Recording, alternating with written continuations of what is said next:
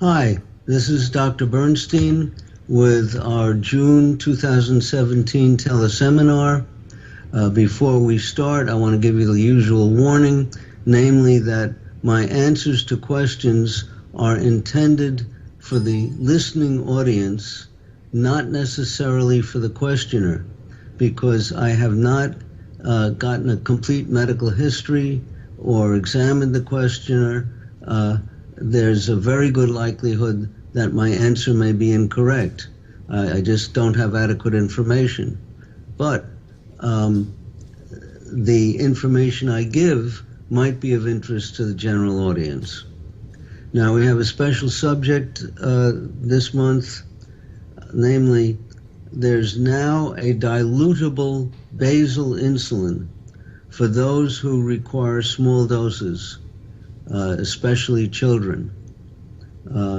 Why would we want to dilute basal insulin? Well, I weigh about 112 pounds.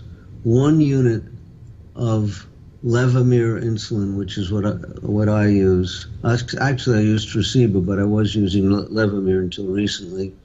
1 unit of Levemir would lower my blood sugar about 60 milligrams per deciliter, spread over the course of a day or so. But if I wanted to change the effect over the course of actually 18 hours to 10 milligrams per deciliter, I couldn't do it unless the insulin were diluted.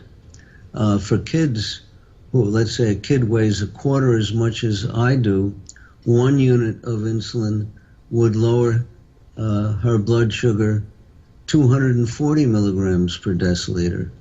So the effect of insulin on small people is horrendous, and insulin is not supplied mildly or weakly enough to be able to get fine-tuning of doses for small people. So now, by the way, we had a dilutable insulin for years and years, Ultralenti, which made it very effective for children. Until we get a new insulin with diluting fluid, we have to usually give multiple doses per day of diluted NPH insulin, which is not really long-acting, so you have to take it every 6 hours or so. So now we have, out of the blue, a diluting fluid for Levemir insulin.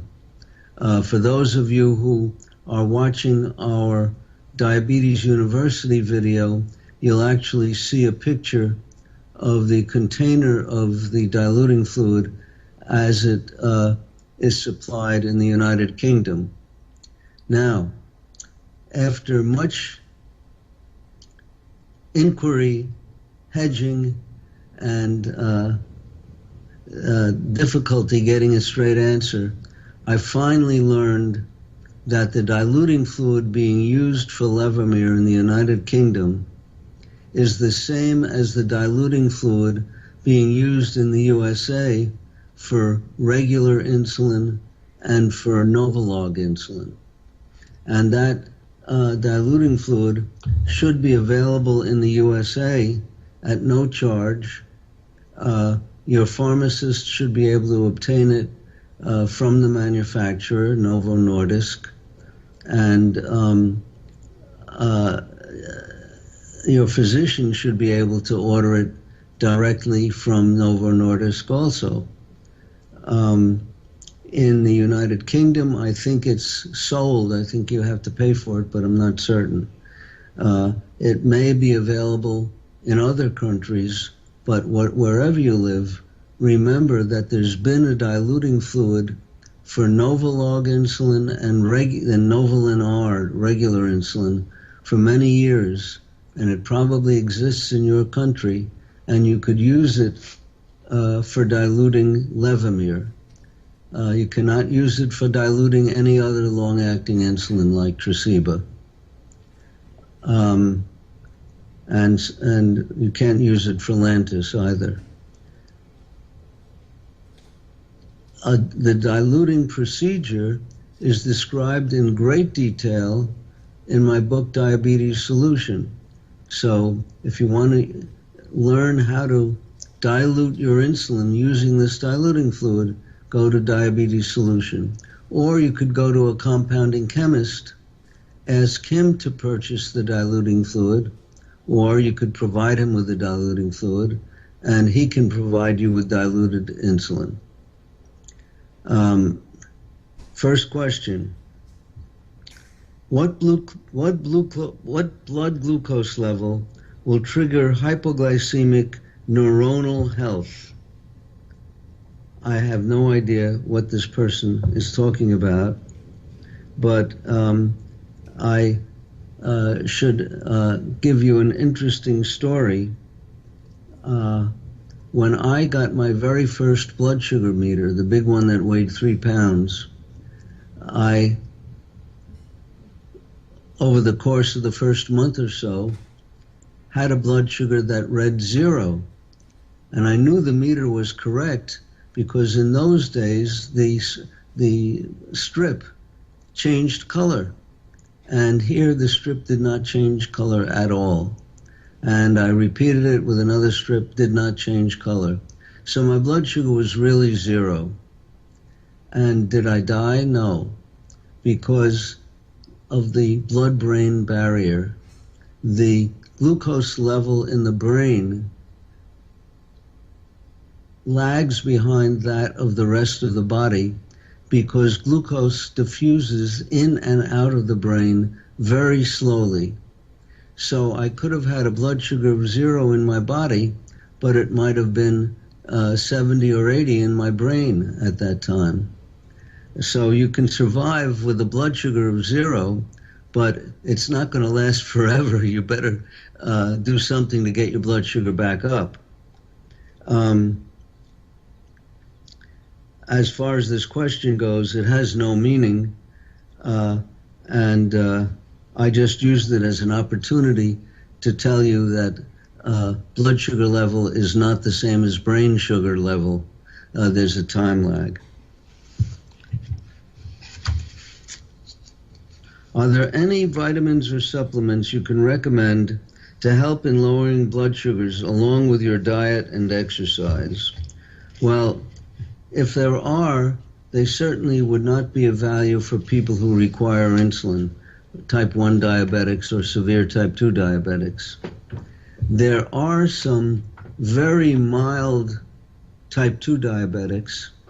In fact, the American Diabetes Association might call them pre-diabetics. I would call them diabetics because their A1Cs might be 5.4, 5.5, 5.3. So these pre-diabetics might find certain substances that might lower their blood sugars. Many of them are unsafe or even dangerous, but there is one that's widely used, namely fenugreek. The unadulterated fenugreek has a terrible smell. You would not want to be in the same room with someone who used it.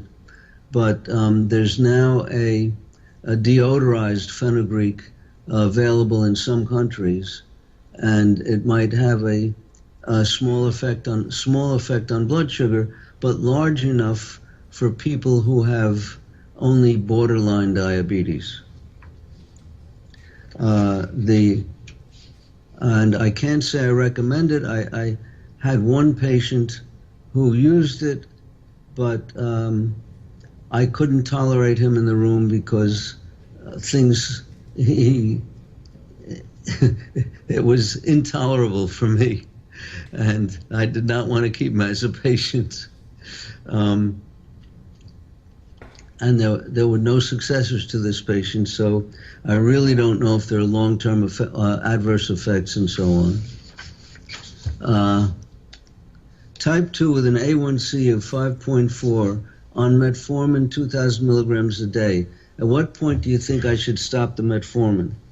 Well, if your A1C is 5.4, and if normal is, say, 4.2 to 4.6, I don't think you should stop the metformin. Maybe it should be increased. Well, 2,000 milligrams a day is the upper limit if you're taking the time-release metformin. So you might need further medication, or more likely, you're probably not on a low-carbohydrate diet. That will do much more than the metformin alone. So I'd suggest you read my book, Diabetes Solution. One point I should make, however, about a hemoglobin A1C of 5.4. There are plenty of people, in fact, with A1Cs around 5.3, 5.4, 5.6 even, who have normal blood sugars around the clock when they measure them with an accurate meter. I just had 2 such patients today. They both had A1Cs around 5.5, but they never show a blood sugar during the day or even in the middle of the night higher than 100. And 5.5, according to the formula I've been using for years, is an average blood sugar of about 120. So clearly the A1C did not reflect their true blood sugars. And there are many factors that can affect the A1C other than blood sugar. For example, the age of the red blood cells. The older your red blood cells, the higher the A1C. We can estimate the age of red blood cells by looking at the size of the red blood cells, which is reported when you get a blood count, mean cell volume. It means the volume of a single cell. And there may be dietary and medication substances that affect A1C but don't affect the blood sugar.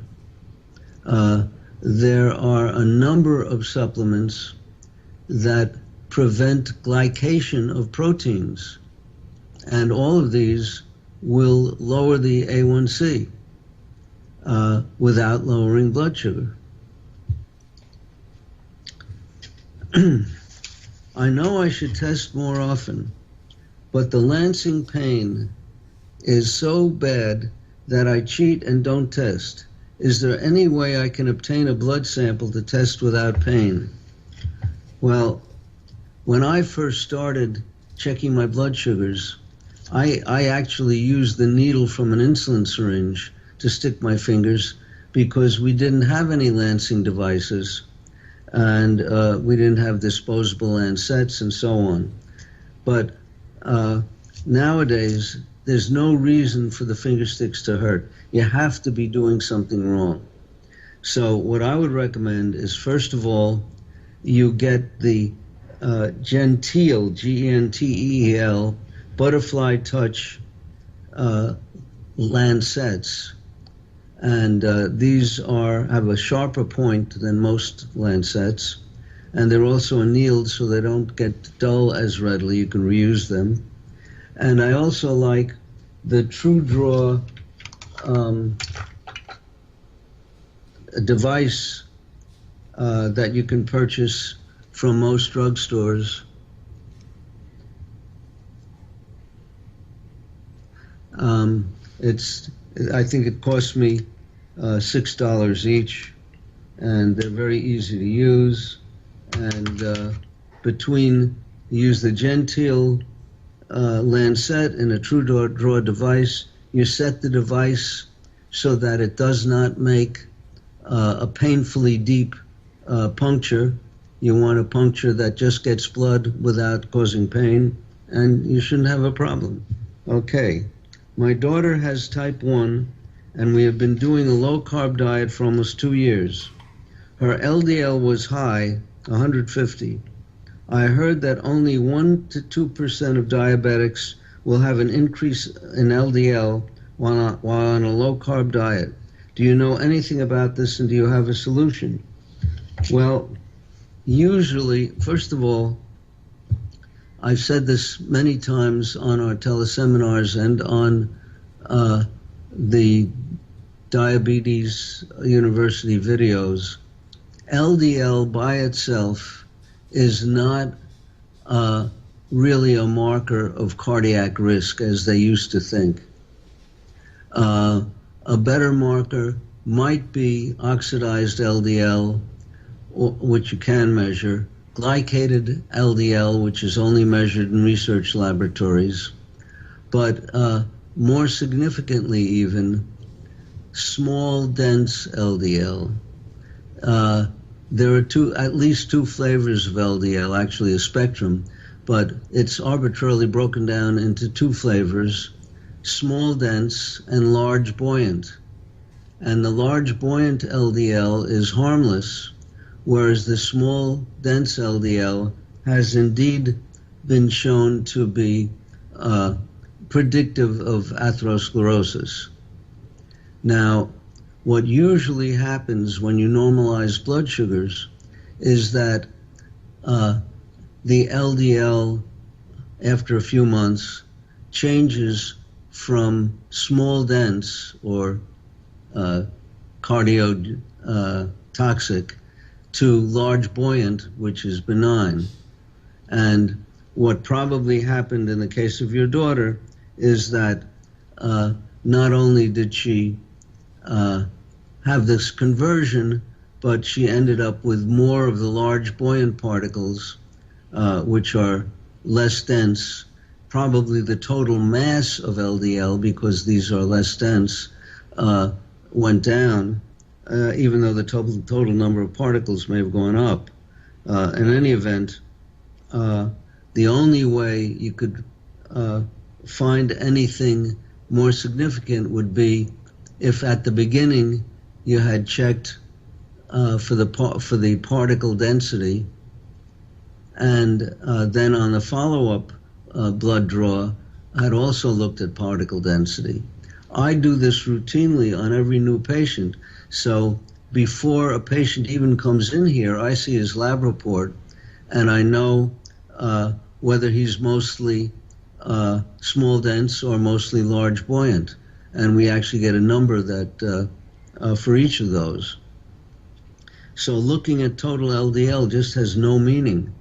Now, many doctors are using any increase in LDL as an excuse for not controlling blood sugars or for not following low-carb diets. And it's just not a valid excuse, and it demonstrates lack of knowledge of the true risk factors for heart disease. After flying with my insulin in my suitcase, I found that it didn't lower my blood sugar. I luckily had another vial with me, but it would have been good to know there may have been a problem in advance. Is there something you can recommend? Well, I can, I don't have enough information to really answer his question, but I could point out that if your insulin is checked in with your luggage, if it's inside your check-on luggage, the luggage compartment is going to be exposed to the atmosphere at 20 or 30,000 feet, which is very, very cold, and the insulin can freeze. That's why you don't put pets in the luggage compartment. You don't want to freeze your insulin. That will destroy its efficacy.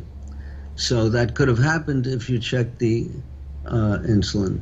On the other hand, if you kept it in your pocket next to your body, there's a remote possibility that the heat might have inactivated it. I think that the freezing is more likely to have happened, but you probably would be wise not to keep your insulin in the check-on luggage. This leads to a potential problem. I have historically told my patients, take duplicate supplies for the treatment of your diabetes and any other medical conditions you may have, and also for traveler's diarrhea if you're heading to an endemic area. I say put some in your carry-on luggage, put some in your check-on luggage. But when it comes to insulin, you don't want to put it in your check-on luggage. So I would say what you do is put a vial in an outer pocket of a jacket in addition to one in your carry-on luggage. What are your thoughts of carrying a pre-filled syringe for lunch when not at home? Well, that's just what I do when I go out for dinner. I don't take a whole vial of insulin and draw the dose out at the dinner table in front of everybody. What I do is take a syringe that's pre-filled a little above the dose that I expect to use, and then at the dinner table I'll squirt out the excess. I take a little just in case I overeat, which I try not to do. So I squirt out the excess, and I actually take 2 of these syringes in case I've bumped against them and inadvertently squirted out insulin from one of them. Now, you could take a pre-filled syringe case and this won't happen, but because the pre-filled syringe case is a little bulkier than each of the 2 pre-filled syringes, and I don't want a bulge in my pocket, I put 2 syringes side by side in the outer jacket pocket. And I recommend this very highly. To maintain your low A1C, how many times on average do you inject yourself with your low doses of insulin? Well, even though I take Tresiba insulin, where they claim it lasts for 2 days, I find that it barely lasts overnight, and I have to take 1 shot in the morning and 1 shot at bedtime. So that's 2 to start. Then I take a shot of regular insulin for each meal, and it happens that I'm so busy, usually with patients, that I don't have time for lunch. So I have dinner and breakfast, and I take a shot of regular for each of those. Now, once in a while, something might happen that will send my blood sugar above my target, and I might want to give myself an intramuscular shot of diluted insulin. And I would say maybe one of those every 2 days. So that gives me 4.5 shots a day on average. Should we be concerned with the M-cresol, that's preservative, that seems to be in all insulins? Well, I would say probably not, because I've been taking insulin for, I think it's 72 years. And I'm in pretty good shape. In fact, I'm in better shape than any non-diabetic I know who's within 10 or 15 years of my age. So I don't think I'm suffering from it. I haven't done any controlled studies over large populations, however. Which basal insulin do you recommend now that we have a number of choices? If a child, does it make a difference which one to use? Well, I've just rethought the basal insulin because of the new diluting fluid. You can now, it's not a new fluid, but it's now being used for Levemir. Up to now, I would have used, depending on the size of the child, either very small doses of Tresiba or multiple shots of diluted NPH. Now what I recommend is diluted Levemir. Now, I have no experience on the action time of the diluted Levemir, and the manufacturer claims they have not done any studies.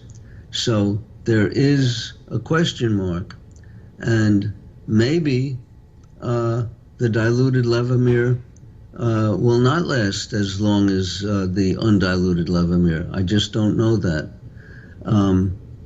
Because my Tresiba doesn't last the whole night, and even when I was taking Levemir, it didn't last the whole night. I would get up. Usually I wake up around 8 a.m. I would get up at about 6 a.m. To take my morning shot of Levemir, and I get up at around 6 to take my morning shot of Tresiba in order to avoid the dawn phenomenon. And with a kid, if you want to avoid the dawn phenomenon, you might have to give him a shot, say 6 or 7 hours after his bedtime shot.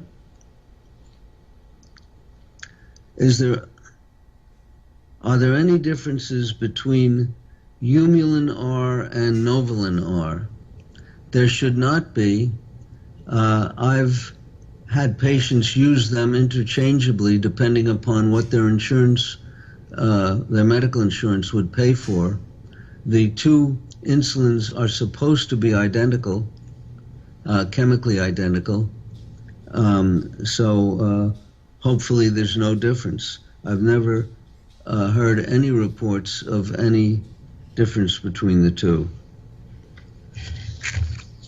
Anything to a treatment proposed by Dr. Circus of sodium bicarbonate and molasses dissolved in hot water for treatment of diabetes? Well, I would think it's a good way to cause ketoacidosis in patients who are insulin dependent, and to give very high blood sugars to type 2 diabetics. That's about all I could say. Type 1 5-year-old on your 6-12-12 diet. Well, right off the bat, for 5-year-olds, I would not recommend my 6-12-12 diet. What I try to get kids to do is to scale down, or parents to do, is to scale down the carbohydrate based on the weight. The 6-12-12 is typically for someone who weighs about 130 or 140 pounds. And if you weigh, let's say 14, well, in the 5-year-old, let's say you weigh 30 pounds, you would only be taking something like 1, 2, and 2, or 1, 3, and 3, not the 6-12-12. She has a high level of ketones in the urine. Should this be worsened with a sugar of 9.2 millimoles, which is 166 milligrams per deciliter? Well, it's the blood sugar that you should worry about. If you're walking around with an average blood sugar of 166 milligrams per deciliter, you're guaranteed over time to develop the long-term complications of diabetes. And this kid will develop gastroparesis early on, just like I did. I was 12 years old. And the gastroparesis can make it impossible to control blood sugars thereafter. So the problem here is not the ketones, it's the high blood sugar. There are too many people measuring ketones. Ketones are essential for the survival of the human race. They're caused by starvation or fasting. So if you don't eat overnight, there's a very good chance that you'll have ketones in the morning. In fact, virtually 100% of pregnant women who don't eat overnight have ketones in the morning, and it doesn't seem to harm either the woman or the fetus. There are just too many people going around with blood ketone meters. I don't think I've ever measured my ketones in either my blood or my urine since I've been controlling my blood sugars. Back in the old days, when I was in and out of ketoacidosis and had blood sugars as high as 1,500, I was checking ketones. But since getting my first blood sugar meter and figuring out how to normalize blood sugars, I've never checked, and I've survived pretty nicely. Okay. I'm a low-carb type 1 with Hashimoto's thyroiditis. That's autoimmune hypothyroidism. Cheese sends my blood sugar up. 1 ounce can increase blood sugar 20 milligrams per deciliter. I stopped eating cheese, which I love. Curious, what causes this?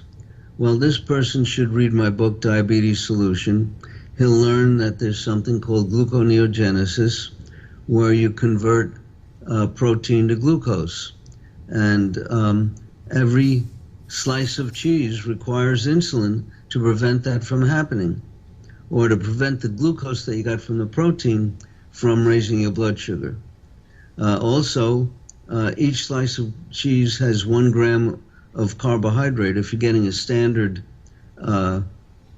slice of pasteurized processed cheese, it's got 1 ounce of protein and 1 gram of carbohydrate.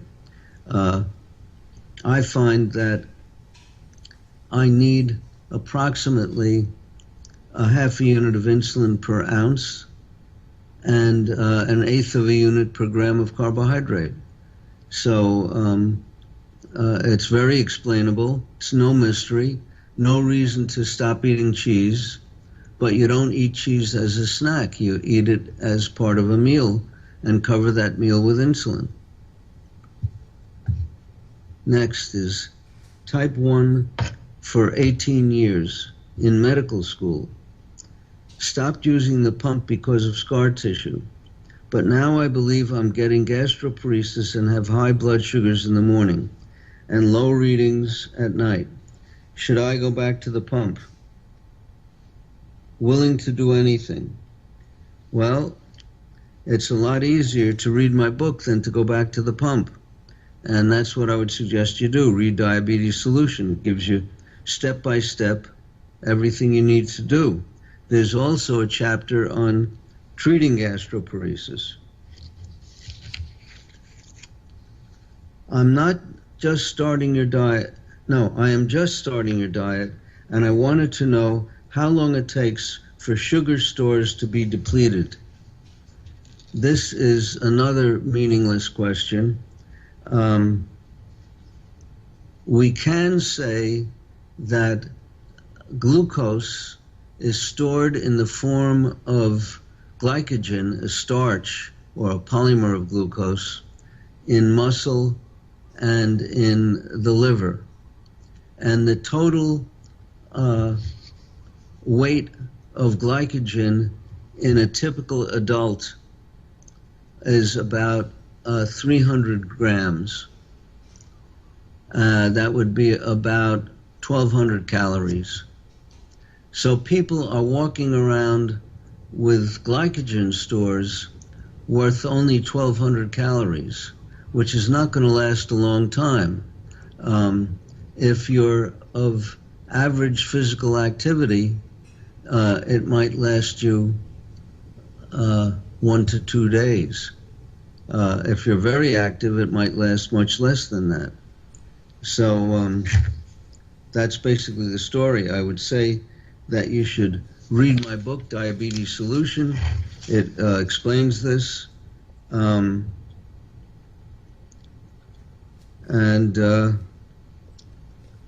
That's basically it.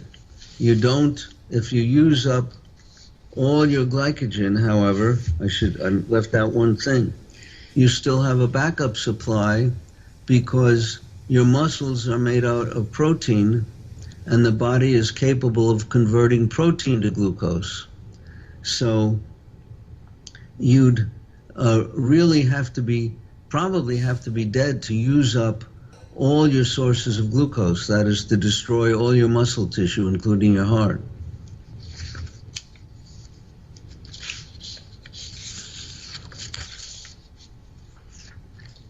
I like to skip breakfast, and when I do, my blood sugar still goes to 240 around 10:30 a.m. from 105 when I awaken. The day and night before, I have only eaten lean protein and veggies and oil for fat. Not sure where these highs are coming from. Maybe stored sugar. Here's another myth about the stored sugar. This person probably is diabetic, number one. And if he's diabetic, he's probably experiencing the dawn phenomenon, which is described in my book. And if he has the dawn phenomenon, he probably needs basal insulin. So he should be taking basal insulin at bedtime, and again, probably about 6 hours later. And that would stop the blood sugar from going up. Now, there's one other possibility. The patient might have gastroparesis, in which case they tend to go too low after dinner, not every night, but many nights. And then, because the stomach didn't empty fully at dinner time, and then the stomach finally empties maybe when they get up in the morning and start walking around, and that causes the elevated blood sugar. But I think this is more likely the dawn phenomenon. Read the book.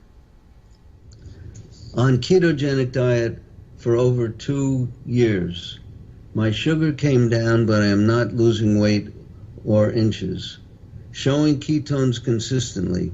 Can you shed any light on why I cannot lose weight? Should I just have patience and it eventually will happen, or am I doing something wrong? Well, I have one guess.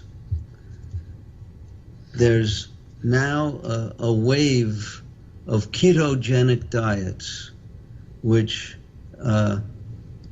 make no sense to me, where doctors or crazy people on the internet tell you to eat a lot of fat until you show ketones in your urine to demonstrate you're metabolizing fat, and then you will lose weight. Eat low carb, a lot of fat. You can eat low carb, but if you go overboard eating fats, you can undo the benefits of the low carbohydrate. So I would say that you stay away from any of these fatty products that are advocated for ketogenic diets, oils, butter, cream, etc., etc. My guess is that your ketogenic diet is one that's forcing fats upon people. And what I do is deprive people of carbohydrates that raise blood sugar, but also build fat via hormonal mechanisms. But adding a lot of fat to your diet is going to build fat. Can't find any docs to do an RS interval test to diagnose gastroparesis. Is there any other test, like a gastric emptying test? No, there isn't. In fact, a gastric emptying test is very problematical. When I first started in practice, was doing gastric emptying studies whenever I suspected gastroparesis.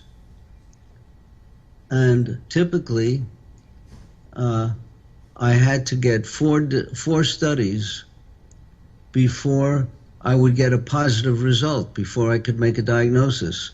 We'd get 3 negatives, and then maybe we'd get a positive. Now, how did I get patients to afford 4 of these expensive studies, one after another? It was because the country's authority on gastric emptying, Richard McCallum, was then at Yale, which is not far from where I am, and he had a grant to do gastric emptying studies, technetium scans, and it wouldn't cost my patients anything. And if I sent him a patient and he got a negative, he might have them come back a few days later, do it again. And we found that it might take four different studies before the delayed emptying showed up, because the hallmark of gastroparesis is unpredictability. If you get unpredictable low blood sugars after dinner and highs in the morning, where it doesn't happen every night but happens some nights, you can be pretty sure it's gastroparesis. Now the next question is, who does RR studies? In response to this question, I did a search on the internet, and the first name that came up was me, which amazed me. And there were so many responses, most of which were journal articles and not the names of practitioners. So, and I didn't have time to look for all of the responses that I got when I used my search engine. So what I'd suggest you do is take out your search engine and look on the internet for what doctors perform RR interval studies. You may find someone and you may not. I just don't know. This is a routine test in research studies. And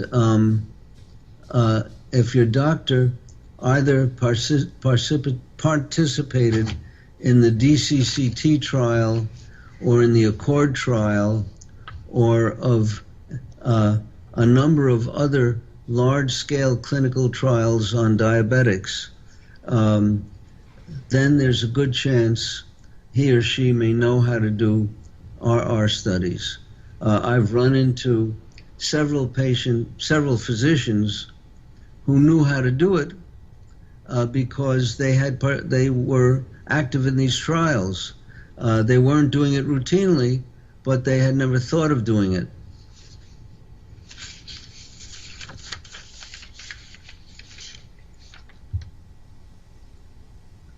I am a type 1 diabetic with poor control, poor eating habits, extremely busy lifestyle. I'm interested in transitioning to low-carb diet, but concerned about hypoglycemic episodes and my ability to actually stick with a diet, especially when I'm craving a cookie. With these concerns in mind, what are your suggestions for starting a program? My main suggestion is reading my book, because it's geared toward achieving normal blood sugars without hypoglycemia. If you're on a low carbohydrate diet, you have to cut way back on insulin. That's number one. You also have to cut out insulin pumps because you get unpredictable absorption when you have scar tissue from insulin pumps. We have several suggestions in the book for how to curb overeating. So the suggestions in the book involved a class of drugs called GLP-1 agonists. And we've discussed this in my teleseminars and in Diabetes University. There's something that I've been discussing more recently on both teleseminars and Diabetes University, and that's bauhinia, an herb that you can purchase from the people who sponsor my teleseminars. It makes you feel full. You take a few teaspoons in water before a meal, and you feel prematurely stuffed and don't want to eat very much. There's also something on the internet called the Pavlok, P-A-V-L-O-K, where you train yourself like Pavlov did with his dogs. Every time you violate the rules of no snacking, you give yourself a little electric shock, and you gradually increase the shock every time you violate. So that's another trick. What does a person with chronic low blood sugar need to do to feel more focused and energized? He shouldn't have chronic low blood sugar. And the way around it usually is a high protein diet. There are people who have reactive hypoglycemia. There are also people who reactive means that after they eat carbohydrate, their blood sugar plummets. First goes up a little bit and then down a lot. It's a pre-diabetic condition.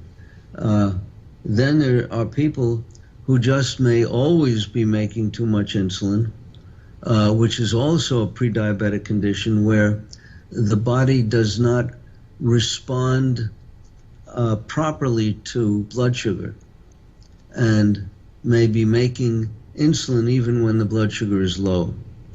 But the one way around all of this is a high protein diet, and frequently even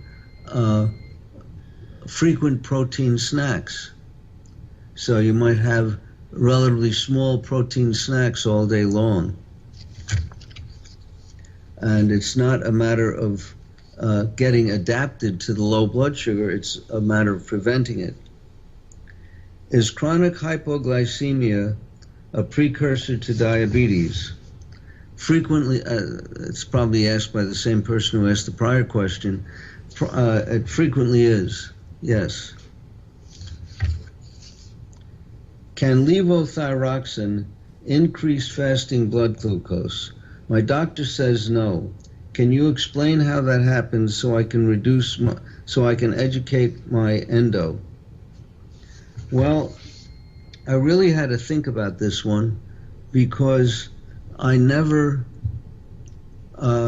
haven't seen any articles saying that levothyroxine, which is T4, a hormone made by the thyroid gland, brand names include Levothyroid and Synthroid, but there are some people where T4 can block T3 receptors.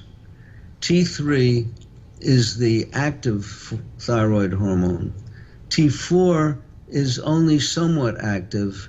It gets converted by enzymes in the cells to T3, the really active hormone. But some people have T3 receptors that can be blocked by T4. And if you block the T3 receptors, then the people will become chronically hypothyroid, sluggish, slow, will not be getting as much activity or physical exercise, the heart rate will be slow, and because everything slows down, the blood sugar might go up.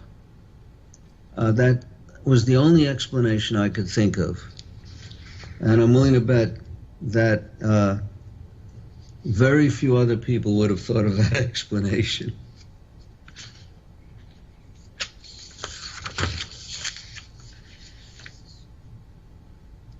Is taking alpha-lipoic acid safe?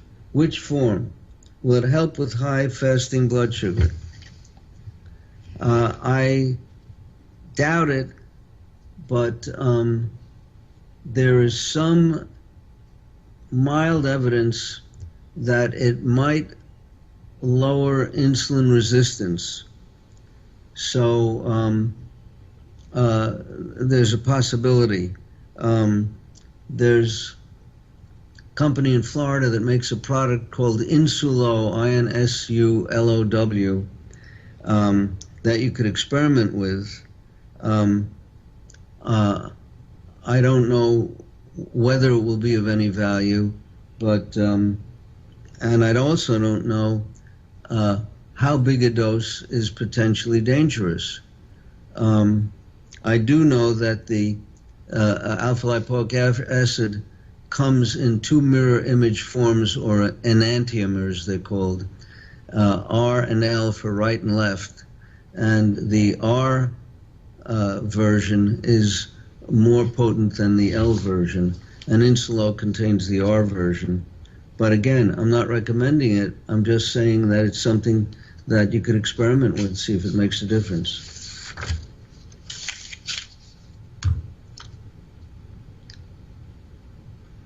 The doctors who prescribe low-carb diets for diabetics often strongly recommended unlimited use of butter, cheese, fresh cream, paneer, I don't know what paneer is, which are all dairy products. On the other hand, diabetics are not supposed to take dairy products.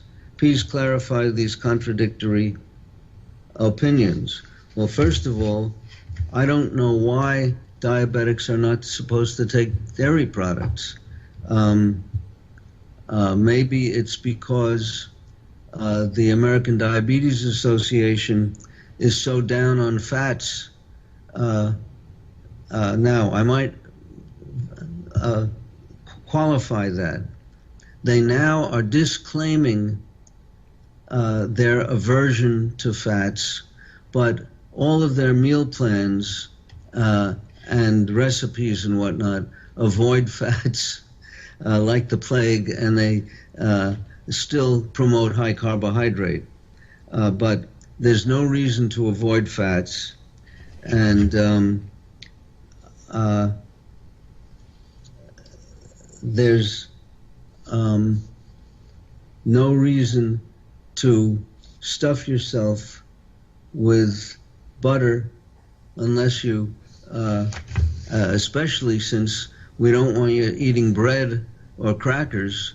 What are you going to put or potatoes or corn? What are you going to put the butter on? Just eating butter for the sake of butter doesn't make any sense to me. And likewise, drinking fresh cream just for the sake of drinking cream doesn't make any sense. So this looks like some doctors are giving you a lot of nonsense.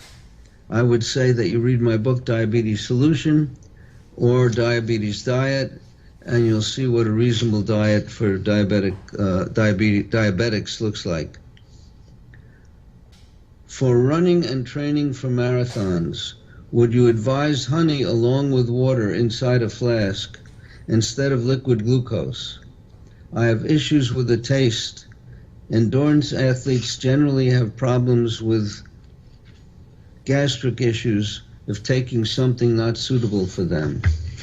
Well, if you're in a marathon, you want something, and your blood sugar drops, you want something that's going to work rapidly.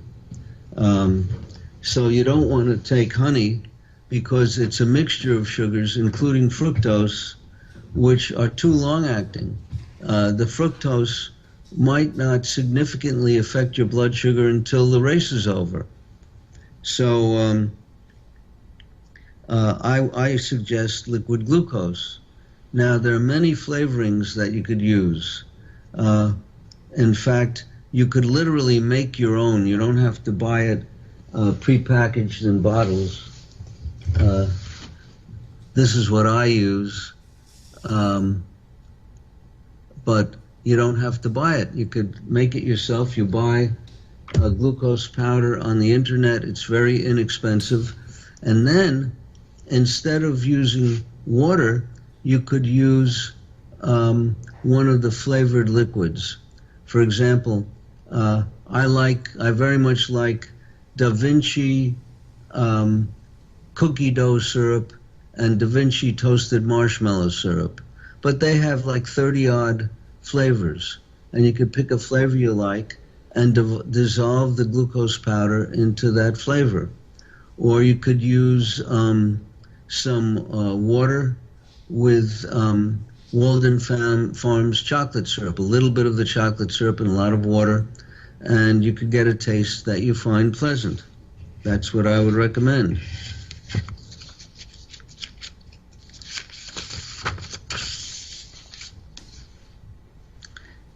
Endurance athlete cannot stop delayed post-workout low blood sugar. For me, it tends to happen around 4 hours after the session. Well,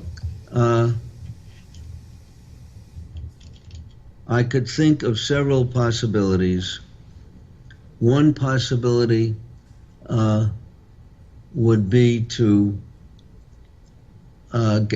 get a continuous glucose monitor. In fact, that would be a must, so that you don't go dangerously low before you can catch it. And it would also be helpful during the run. I also suggest you read my book, Diabetes Solution. You might want to eat a portion of a protein bar, which, although they're labeled protein bars, they usually contain as much slow-acting carbohydrate as they do protein.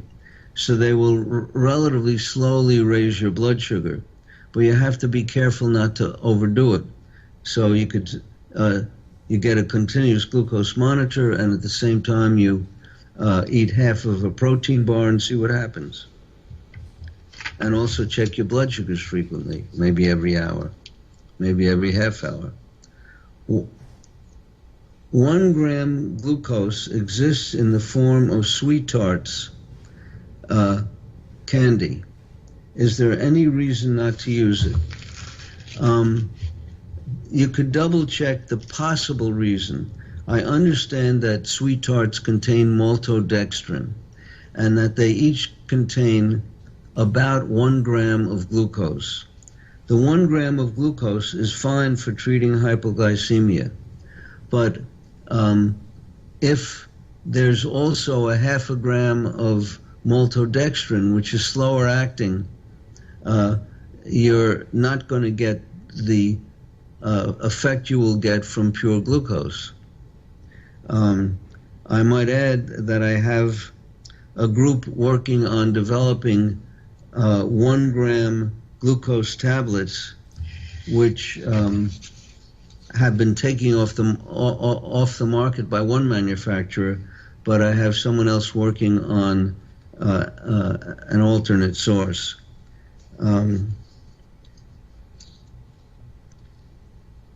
Can you give us examples as to what a 6-gram carbo breakfast is?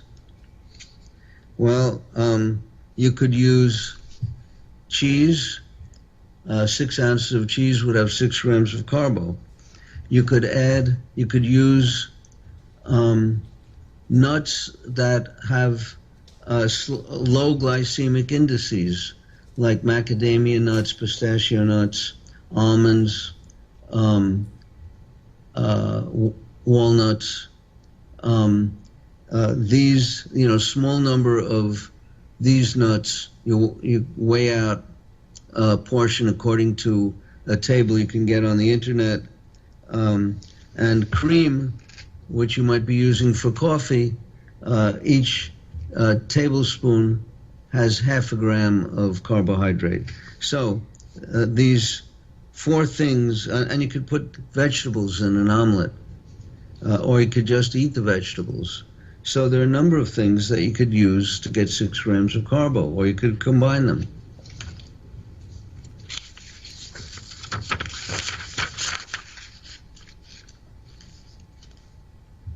Okay. Well, I think we've come to the end of our session. Thanks for listening. The next teleseminar will be in July, let's see, Wednesday, July 26th, 2017. So have a good night and or a good day, depending upon where you are in the world, and thanks for listening. We'll see you again soon. Hi, this is Dr. Bernstein with a special broadcast just to thank the people from Type 1 Grid for the birthday present that they sent me. For my 83rd birthday, they sent me a video thanking me for my books and for the help I've given them via my videos and so on. And they waited for the 83rd birthday because my target blood sugar for all adults is 83. Now, what they're going to do when the 84th birthday comes along, I don't know. I'm not going to raise the target. So we're stuck with 83 as our target for adults and 70s for the target for kids. And 100 different people gave short statements of their medical histories or their gratitude for the help. And this was unbelievable. It was the best birthday present I've ever received. When my kids were little, we used to ask them to guess whether this present is to eat, wear, or play with. And this one was none of the above. And it beated the best present I ever got in the past, which was when I was 16 and graduated high school. My parents got me a Buick Special convertible. It was the first year of wraparound windshields, and about 1 or 2 years prior to the end of wraparound windshields. So it was a very unique car. But this gift of 1 hour of thank yous and thank yous way outdid the Buick. So again, I thank you. I also want to thank the many people who sent me birthday cards, which came from all over the world. Thank you so much. I really appreciate them. And I play the video over and over. Thank you.